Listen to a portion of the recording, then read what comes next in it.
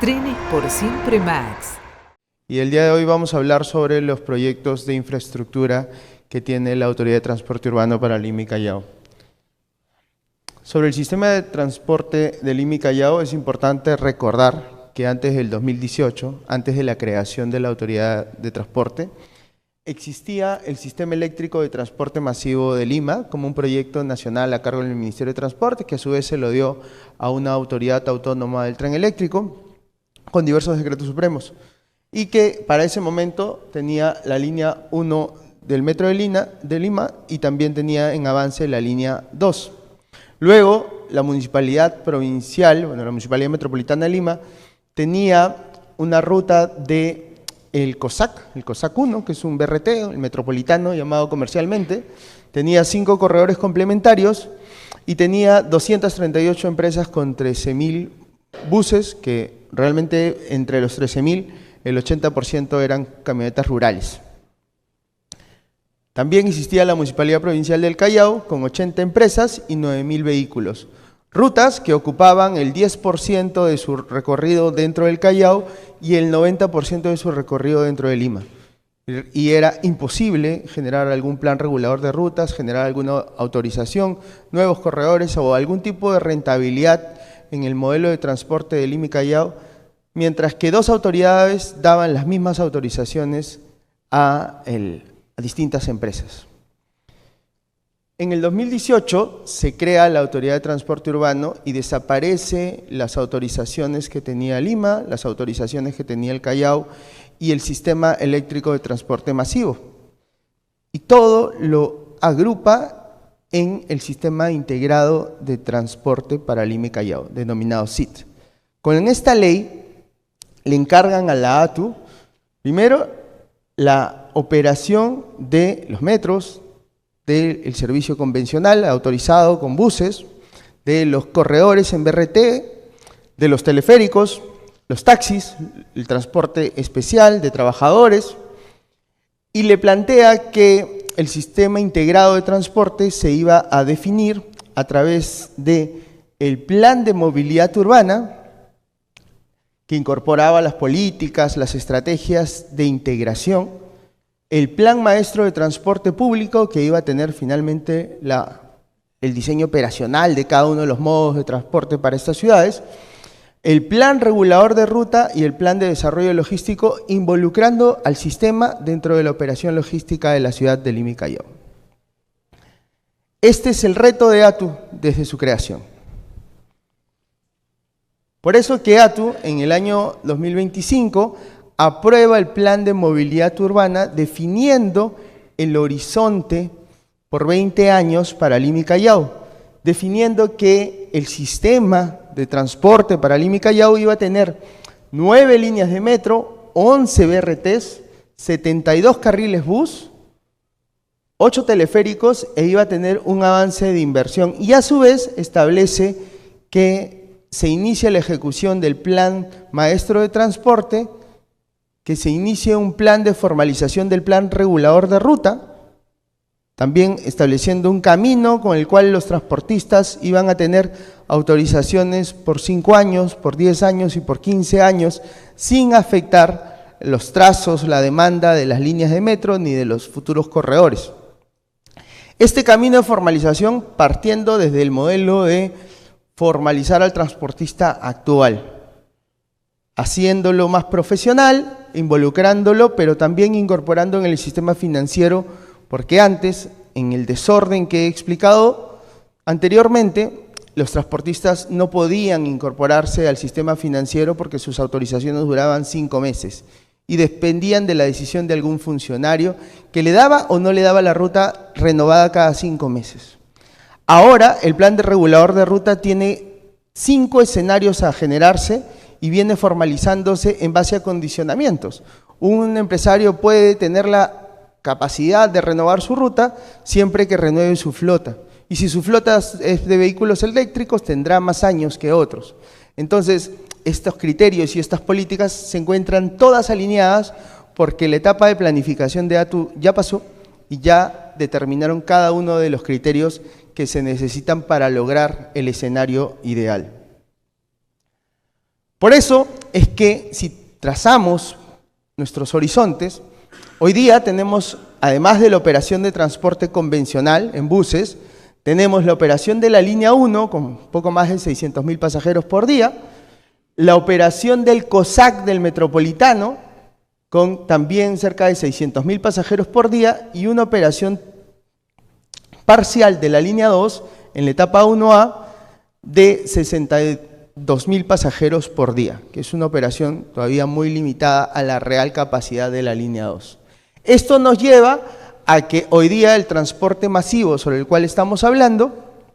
atiende al 12% de la totalidad de viajes.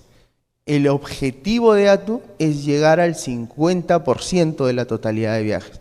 El otro 90% hoy día se mueve en combis, en cústers, en buses, y por eso es que el reto tiene un sentido de la urgencia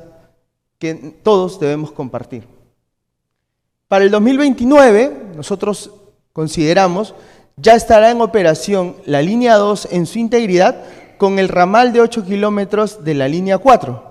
con lo cual tendremos además mayores operaciones que nos permitan trasladar a 2.4 millones de pasajeros por día,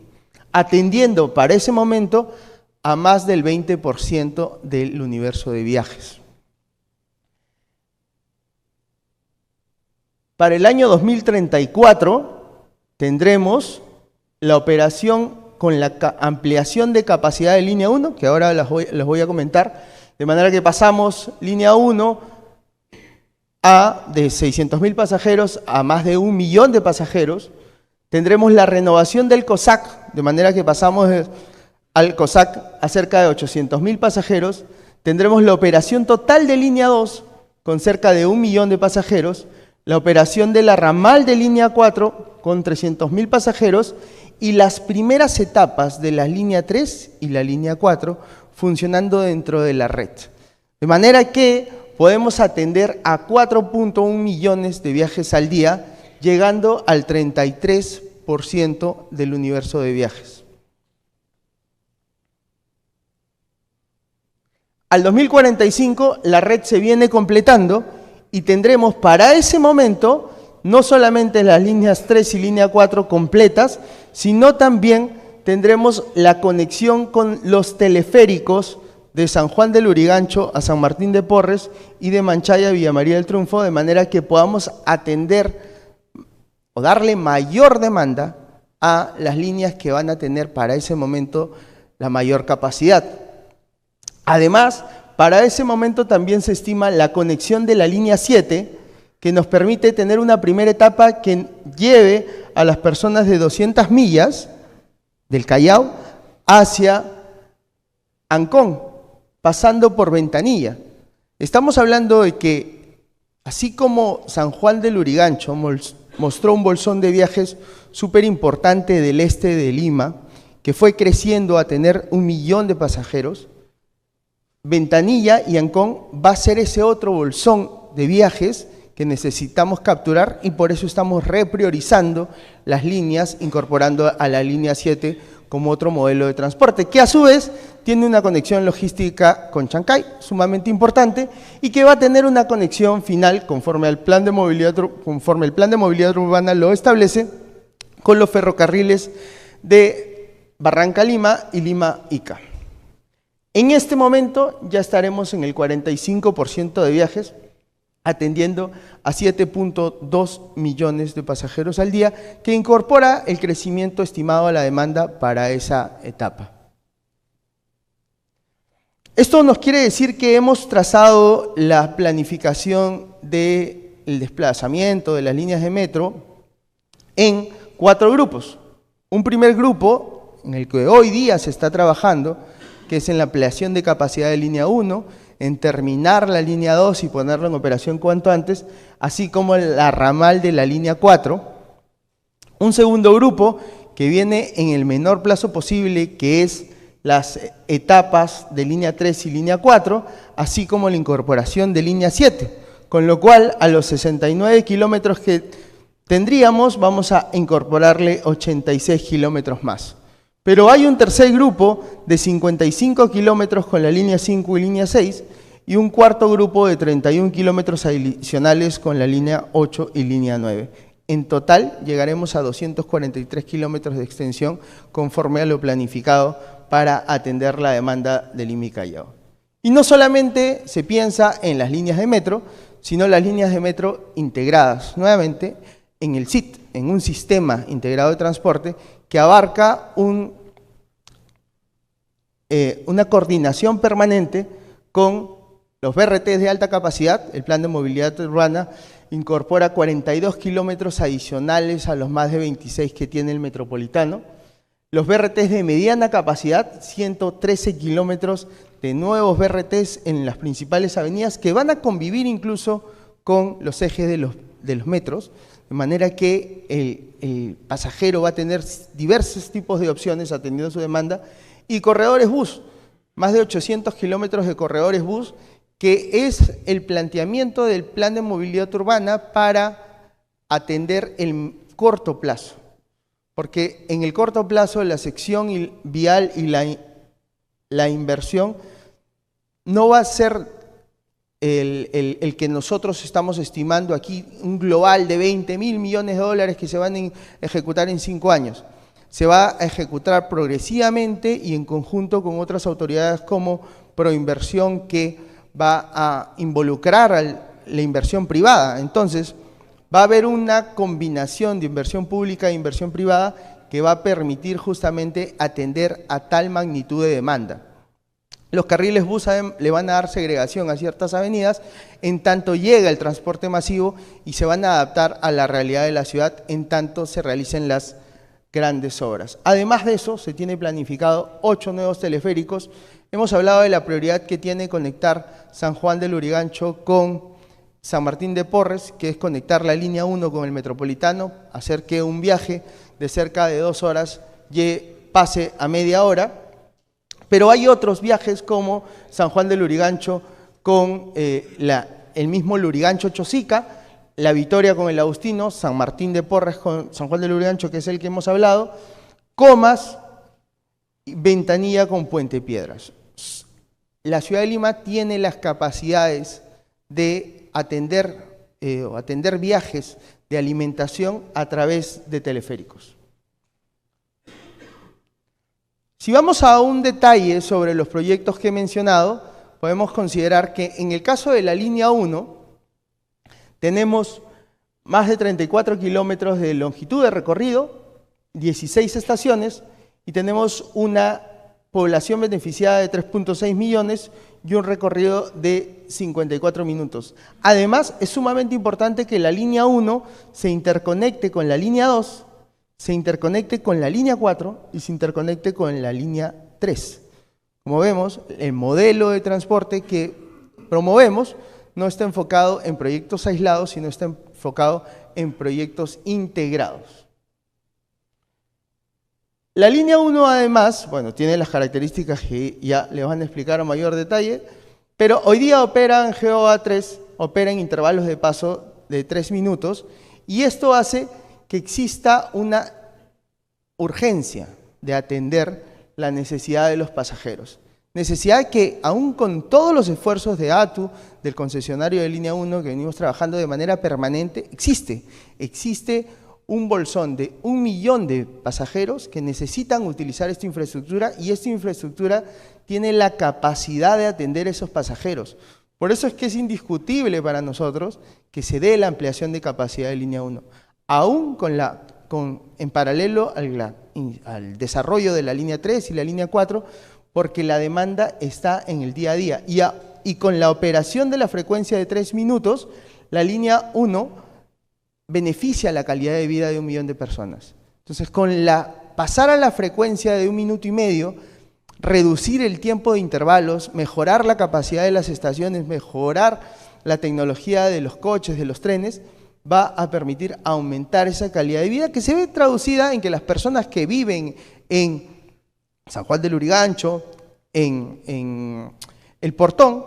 ¿no?, ya en la lejanía de Lima, cerca de Guarochirí, puedan tener más tiempo en sus casas a pesar de la lejanía de sus viviendas. Entonces, la línea 1 va a tener una intervención de ampliación de capacidad. En conjunto con Proinversión se ha logrado poner viable este proyecto y se viene logrando finiquitar las actuaciones económicas necesarias para que esto se dé, y va a tener una renovación en el sistema de control de pasajeros, sumamente relevante para que exista integración no solamente de recaudo, sino también tarifaria con línea 2 y los modelos de estándares de la tarjeta única integrada. Ya dije los intervalos de paso, pero los intervalos de paso van a ir a 150 segundos, a 120 segundos, de manera progresiva hasta llegar a los 90 segundos. Se va a incorporar el sistema CBTC, que a pesar de que es una inversión muy importante, es necesario hacerlo ya para que pueda estar lista a la segunda etapa, que involucra la incorporación de más trenes y llegar al intervalo de 90 segundos. En el caso de la línea 1, para reiterar, se incorpora un sistema de CBTC, se incorpora nueva flota, 92 nuevos trenes, se amplía la capacidad de los patios y de las vías justamente para atender este intervalo de paso, se mejoran las barreras de andenes y la accesibilidad en 26 estaciones, y se va a actualizar las subestaciones eléctricas, así como modernizar el centro de gestión, incorporando y estandarizando la operación a GOA3, que puede llegar incluso a GOA4, pero en el momento es GOA3, con las mismas características de la línea 2 y de las futuras líneas 3 y línea 4. En el caso de la línea 2 y de la ramal 4, el objetivo justamente hoy día es una operación, en el caso de la línea 2, con cerca de 27 kilómetros, 27 estaciones. La línea 4, 7.4 kilómetros con 8 estaciones. Y esta operación ya se va a interconectar con línea 4, se va a interconectar con línea 3, se va a interconectar con línea 1 y con corredores complementarios. De manera que tenemos desde ya, en el futuro cercano, la operación de 2 líneas interconectadas. Ahora mismo se han ejecutado, se viene al 91.5% de avance en lo que respecta a túneles, 9.4 kilómetros se han hecho con NATM, 13 kilómetros con una tuneladora y 11 kilómetros con la segunda tuneladora. En el caso de las estaciones, se tiene una ejecución de la etapa 1B del 91%, de la etapa 2 se tiene una subetapa L2 de 79% y en el caso de la ramal L4 del 58%. Ya podemos hablar del 80% de ejecución en lo que respecta a línea 2 y se vienen ejecutando un cronograma de liberaciones de cerramientos, de muestras ya de los avances arquitectónicos de cada una de las estaciones de gran capacidad que esperamos poner en operación como se tiene planificado al 2029. Además, todos los trenes ya se encuentran en Lima, todos los trenes se encuentran entre el patio de Dovelas y en el patio de línea 2, y por eso es que se tiene estimada la puesta en operación hasta el 2029 de la etapa 2, pero incluso buscamos en el 2028 poner en operación la etapa 1B. Las líneas 3 y 4, la línea 3 tiene una longitud de 34.8 kilómetros, 28 estaciones. Nuevamente se interconecta con la línea 2, se interconecta con el COSAC 1, con el metropolitano, se interconecta con los corredores complementarios y con la línea 1, con lo cual vamos a tener una capacidad sumamente importante de integración. Se tiene planificado ejecutar 34.8 kilómetros de túneles con la metodología NATM, 24 kilómetros, tuneladora 9 kilómetros y cut and cover 1.5 kilómetros. De las 28 estaciones, 20 estaciones se van a ejecutar con el modelo caverna, 7 con el modelo cut and cover y una con un modelo mixto justamente por las condiciones del terreno. 44 pozos que se van a ejecutar y 2 patios talleres justamente para atender al norte y al sur, ¿no? En el caso de la línea 4, pues aparte de los 8 kilómetros que ya se están ejecutando, tenemos que ejecutar 23 kilómetros con 20 estaciones adicionales que van a interconectarse con el Corredor Rojo, con la línea 2, con la línea 3, con la línea 1 y nuevamente con la línea 2. A lo largo de toda la ciudad va a haber un modelo de interconexión. Adicionalmente a los 8 kilómetros de túnel que ya se han ejecutado, se van a incorporar 23 kilómetros, todos con la metodología NATM. Se van a incorporar 20 estaciones adicionales a las 8 estaciones ya ejecutadas, 16 con caverna y 4 con cut and cover, 24 pozos adicionales a los 8 y un patio taller adicional al patio Bocanegra que ya se ha ejecutado para la ramal, ¿no? Un poco el objetivo de esto, de explicar estas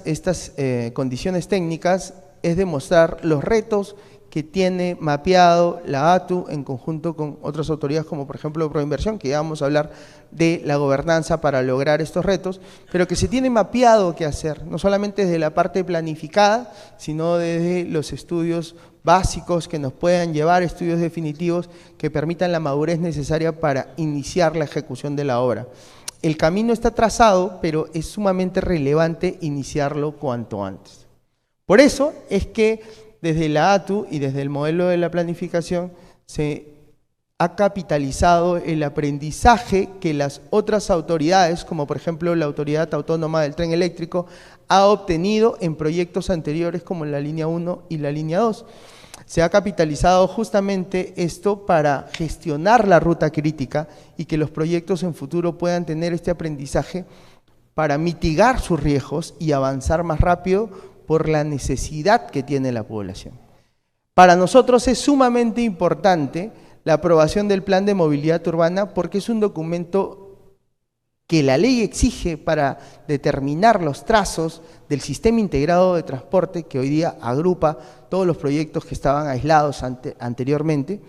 y que le exige a ATU justamente para que ATU en su rol técnico identifique cuáles son los trazos, cuáles son las interconexiones, cuáles son las políticas que va a tener que cumplir el SIT dentro del IMI Callao. Esto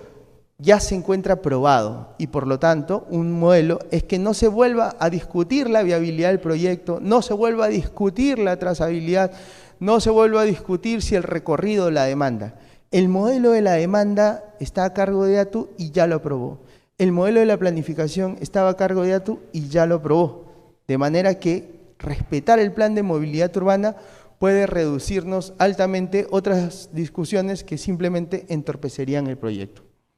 Pero también tenemos condiciones sumamente relevantes sobre la sostenibilidad técnica, porque uno de los aprendizajes importantes para estos proyectos de tal magnitud son la madurez que deben tener para pasar de cada una de las etapas. Y por eso, para nosotros es sumamente importante utilizar el modelo de consistencia para que los EDIs se desarrollen progresivamente y que en un modelo de madurez de estos EDIs puedan ir ejecutándose por etapas obras. Adelantar el proyecto, identificar la ejecución de este proyecto en fases es sumamente determinante para la ejecución de tales componentes tecnológicos como tenemos, por ejemplo, en el caso de la ramal 4, que ya se viene identificando una serie de condiciones técnicas que tienen que continuar en lo que sigue de la línea 4, porque 8 kilómetros ya se han ejecutado. Entonces, hay una serie de componentes técnicos que se tienen que justamente aprovechar y maximizar. Finalmente, maximizar los ingresos tarifarios y no tarifarios es sumamente importante, porque como vemos, el reto consiste en 7 líneas más, 7 líneas que se van a ejecutar con el modelo de negocio que parta de las líneas 3 y 4. Y el modelo de negocio en 3 y 4, que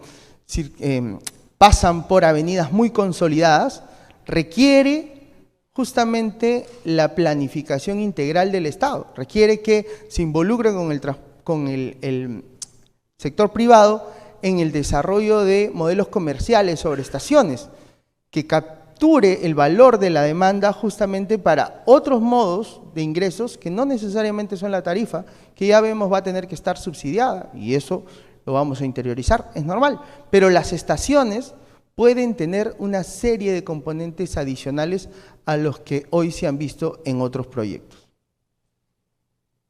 Para nosotros un tema también relevante es justamente en maximizar los ingresos, que se puedan tramificar las líneas. Tramificar las líneas no implica ejecutar solamente una y dejar otra. Como estamos hablando de un sistema integrado de transporte en donde la demanda está planificada para atenderla progresivamente, necesitamos abarcar diversos sectores. Y para abarcar diversos sectores, nosotros planteamos que la línea 3 tenga una primera etapa que va a capturar ya un ingreso de cerca de 200 millones de dólares restándole los OPEX, y la línea 4 tenga una etapa 1 también, de manera que la línea 3 y la línea 4 se ejecuten por etapas, y el valor de ejecución es muy similar a ejecutar solo la 3, esperar terminarla y ejecutar la 4. Pero además de que es similar, la captura del ingreso por la demanda que pueden tener cada una de estas etapas es mucho más rentable para el Estado. Para lograr tremendo reto, evidentemente, ATU necesita la intervención de todo el Estado, y justamente la agencia, la Proinversión, la entidad que lidera la inversión privada, es la que debe participar en estos modelos y que debe hacer que el desarrollo se cumpla, hacer que se haga real. Por eso que la participación de ATU en los proyectos se ve enfocada en el sistema integrado, en lo que respecta a la integración y el desarrollo justamente de los modelos de financiamiento de la APP, venimos trabajándolo con Proinversión. Pero en lo que respecta a ATU, nosotros tenemos identificado con claridad que hay 6 modos de integración que debemos respetar y hacer cumplir para que el SIT pueda tener un desarrollo de madurez que requiere la demanda que hemos explicado. El primero es la integración física, en donde vamos a tener que pensar que los proyectos no están aislados, sino que si hoy día en una concesión involucro la ejecución de una estación, esa concesión tiene que saber que va a participar con otros concesionarios, por ejemplo, en la ejecución de esa integración, porque puede sobre una estación del metropolitano llegar, por ejemplo, a una estación de un teleférico, o abajo de ella una estación de metros. Entonces, y estaciones además de corredores complementarios o de buses de transporte convencional. El modelo de integración, a diferencia de otros proyectos, es prioritario en lo que respecta a la obra física, para que interconecten cada uno de los modos de transporte que operan en Lima y Callao. Para atender 14 millones de viajes, no pensaremos que solo lo vamos a tener con una línea de metro. Luego está la integración operativa, porque es la ATU justamente la que a través de sus diseños de transporte y su software de operación puede identificar cuántos viajes, qué frecuencia tiene que despachar para que se atiendan cada una de las demandas que hoy día se esperan. Entonces, la operación, integrar esa operación es determinante para que a pesar de que yo tenga una gran infraestructura, esta infraestructura cumpla con atender el viaje del pasajero, que es el objetivo final. Luego está la integración tecnológica, porque hoy día en la ciudad tenemos semáforos que no conversan unos con otros porque los protocolos no fueron lo que dijeron, centros de gestión que no tienen interoperabilidad, que los protocolos, y todo eso tiene que estar alineado en los modelos de infraestructura y de proyectos que en los que se invierta para el desarrollo del sistema integrado de transporte.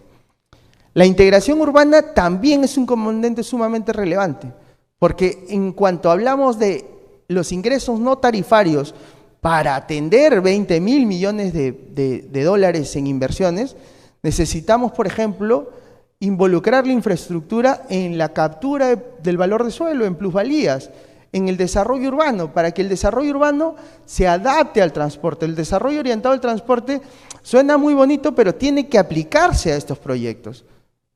no es desde una vivienda sostenible o social, sino desde la reinversión que debe tener o el aporte que deben tener quienes se ven beneficiados de estas infraestructuras. Porque si yo soy desarrollador y en mi terreno no podía ejecutar más de 5 pisos antes de que llegue el metro y ahora puedo ejecutar 20, eso es una plusvalía. Y esa plusvalía tiene que regresar en un tramo muy corto, pero que es significativo a la inversión, para que se pueda ejecutar otras líneas de metro, y el desarrollo urbano tiene que permitir justamente que se densifique la ciudad en función a las nuevas capacidades que tiene con sus modos de transporte. Luego está la integración institucional por la gobernanza, que es sumamente importante, el rol de ATU desde una perspectiva técnica, dejando que otras entidades como el Ministerio de Economía, como Proinversión, como el Ministerio de Transportes, intervengan en el CIT desde sus especialidades. Y la integración ambiental, que justamente es uno de los objetivos más importantes del sistema integrado de transporte, la reducción de emisiones y la calidad de aire que hoy día no tenemos en la ciudad. Cuando hablamos de gobernanza, en el caso de las líneas 3 y 4, hablamos de justamente uno de los puntos más relevantes que venimos trabajando con Proinversión, que es justamente lograr estas inversiones a través de una integración que hace que ATU participe en función a las competencias técnicas que le da su ley y que Proinversión participe como entidad titular del proyecto desde la nueva ley de APPs. Y que para nosotros es el camino que tiene que estar enfocado, sí, desde la ejecución por fases, por ejemplo,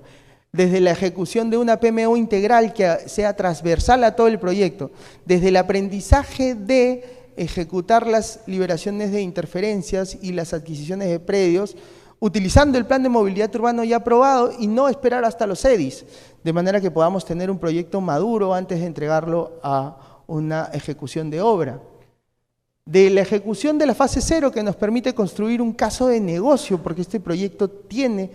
diversas fuentes de ingresos que tienen que planificarse desde cero, así como que se tiene que planificar la ruta crítica para atenderla y mitigarla justamente, y que esto no impacte en el plazo ni en los costos.